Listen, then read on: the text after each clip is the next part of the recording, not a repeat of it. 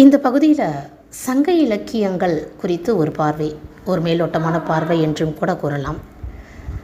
சங்ககாலம் அப்படின்னு சொல்லக்கூடியது கிமு 2ஆம் நூற்றாண்டு முதல் கிபி 2ஆம் நூற்றாண்டு வரை இருக்கக்கூடியது தான் சங்ககாலம் அப்படின்னு சொல்லுவாங்க. இதில் கருத்து வேறுபாடு கூட உண்டு. ஏன்னா கீழடி அகழ்வு ஆய்வுக்கு பிறகு கிமு 6ஆம் நூற்றாண்டு என்று வரையறுக்கப்பட்டும் இருக்கிறது.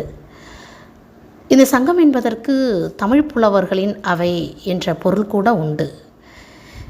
தமிழுக்கே உரிய இலக்கியங்கள் அப்படின்னு சொல்லி பார்த்தோம் அப்படின்னு சொன்னால் சங்க இலக்கியங்கள், அற இலக்கியங்கள், பக்தி இலக்கியங்கள், இதை தான் நம்ம சொல்லுவோம். சங்க காலத்தில் பாடப்பட்டதுனால சங்க இலக்கியம் அப்படின்னு சொல்லிட்டு இது பெயர் பெற்றிருக்குது. வச்சிரநந்தியின் சங்கத்தில் தொகுக்கப்பட்டதால் சங்க இலக்கியம் என்று பெயரும் பெற்றிருக்கிறது. இந்தியாவில் பார்த்தோம்னா பேச்சு வழக்கில் உள்ள மொழிகளின் இலக்கியங்களில் மிக பழமையானது எது அப்படின்னா அது சங்க இலக்கியம்தான். தமிழில் செவ்வியல் இலக்கியம், உயர்தனி இலக்கியம் என்று சிறப்புக்குரிய இலக்கியங்கள் எது என்று பார்த்தோம்னா அதுவும் சங்க இலக்கியம்தான். திணை இலக்கியம் என்று சொல்லப்படுவது கூட சங்க இலக்கியம்தான். சங்க பாடல்கள் பார்த்தோம்னா பெரும்பாலும் தன்னுணர்ச்சி பாடல்களாக தான் இருக்கும். அகப்பாடல்கள் அனைத்துமே பாத்திர கூற்றுகளாக அமைந்திருக்கும். புறப்பாடல்கள் அனைத்தும் புலவர் கூற்றுகளாக அமைந்திருக்கும். மேலும் பார்த்தோம்னா உள்ளுரை, இறைச்சி நிறைந்த இலக்கியம் எது என்று பார்த்தா அதுவும் சங்க இலக்கியம்தான். சங்க இலக்கியத்திற்கு 14 மேற்கணக்கு என்ற பெயரும் இதுக்கு உண்டு. கணக்கு அப்படின்னு சொன்னால் நூல் என்று பொருள்.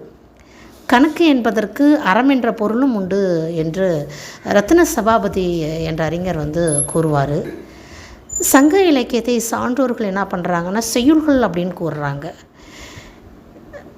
இப்படி இந்த வரிசையில் பார்க்கும்போது தமிழரின் அடையாளமாக விளங்கக்கூடியது எது அப்படின்னு சொன்னால் அது சங்க இலக்கியம்தான். 8 தொகையும் 10 பாட்டும் சங்க இலக்கிய நூல்கள் அப்படின்னு நம்ம சொல்லுவோம். தொகை என்பது என்றால் பல புலவர்கள் பாடிய பாடல்களின் தொகுப்பு.